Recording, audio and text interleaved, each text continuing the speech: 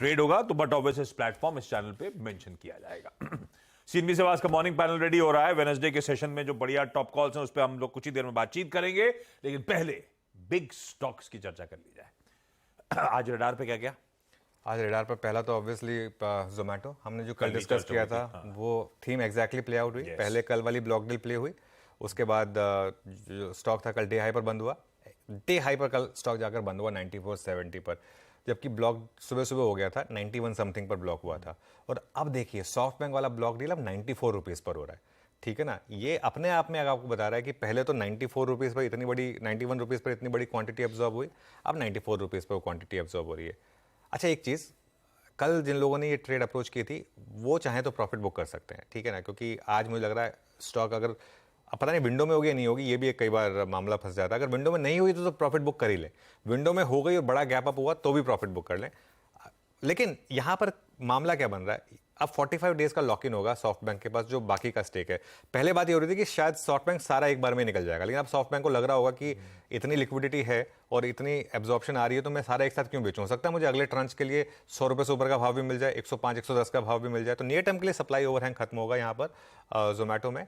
और मुझे लग रहा है कि एक बार ये स्टॉक जो है अपना 52 वीक हाई टेस्ट जरूर करेगा। वहां पर अब ये टिकेगा या नहीं टिकेगा ये कह नहीं सकते, लेकिन ये एक आज जो है फोकस में रहेगा हमारे लिए। और अगर कल से आप इस ट्रेड में तो अच्छी खासी ग्रिप में होगी आपकी वो ट्रेड, इस चीज़ का ध्यान रखिएगा। दूसरा जो बिग स्टॉक है वो दूसरा बिग स्टॉक नहीं, बिग सेक्टर की बात कर रहे हैं हम, वो है ऑयल मार्केटिंग कंपनीज। यहां पर थोड़ी सी कंफ्यूजन थी कल, समझ में नहीं आ रहा था कि वो सिर्फ उज्ज्वला वालों के लिए या सबके लिए आ गया 200 रुपए का प्राइस कट।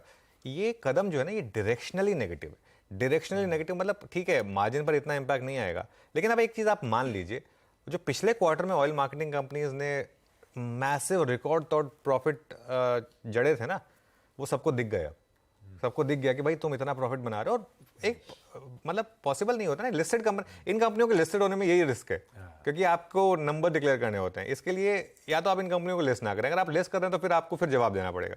इतने रिकॉर्ड प्रॉफिट आए इनके सबके, और उसके बाद भी स्टॉक्स गिरे। आप देखिए नंबर्स आने के बाद सारे ऑयल मार्केटिंग कंपनीज 10 से 15% गिरे।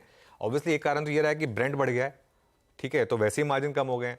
लेकिन आप एक चीज मान लीजिए, यहां से अब एटलीस्ट इलेक्शन तक प्राइसेस बढ़ेंगे नहीं, ठीक है, और कितना नीचे आएंगे, क्या मार्जिन पर कंप्रेशन आएगा ऑयल मार्केटिंग कंपनीज का, ये भी देखना होगा।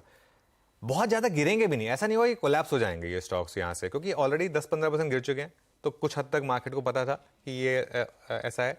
अनलेस ब्रेंट भी 95-100 पहुंच जाए और गवर्नमेंट इलेक्शन मोड में भी रहे, अनलेस अगर दोनों कॉम्बिनेशन ना हो, तब तक ये बहुत ज्यादा गिरेंगे नहीं, लेकिन यहां से बहुत ज्यादा चलेंगे नहीं इलेक्शन तक। अब इनमें बड़ी ट्रेड हो चुकी है, अब आप इनको कुछ टाइम के लिए इग्नोर कर दीजिए, उसी में आपके लिए मेरे ख्याल से बेटर रहेगा। ओके, ओएमसीज, हाँ, कह रहे हैं कि सब्सिडी का बर्डन सरकार उठाएगी, लेकिन डायरेक्शनल नेगेटिव वर्ड ध्यान रखिएगा एक्चुअली।